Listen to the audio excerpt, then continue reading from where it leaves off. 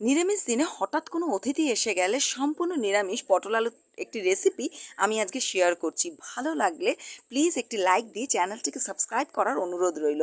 পটল আলুটাকে কেটে নিয়ে সেটাকে নুন হলুদ দিয়ে ভেজে নেবেন। গোবিন্দভোগ চাল আধ ঘন্টা আগে ধুয়ে রেখে জল ঝরিয়ে একটু শুকনো করে নেবেন। এরপর একটি মশলা রেডি করে নিন। একটু মৌরি, জিরে এবং সাদা সর্ষেকে শুকনো গ্রাইন্ড করে নিয়ে তার সাথে আদা, কাঁচা লঙ্কা, টমেটো একটু গ্রাইন্ড করে নিয়ে এর সাথে প্রয়োজন অনুসারে লবণ আর হলুদ, লঙ্কার গুঁড়ো মিশিয়ে একসাথে রেখে দিন।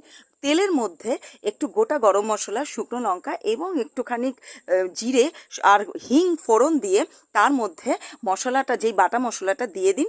দেওয়ার সাথে এবার গোবিন্দভোগ চালটাও দিয়ে দিন। দিয়ে প্রয়োজন মতন একটু জল দিয়ে আস্তে আস্তে কষাতে হবে।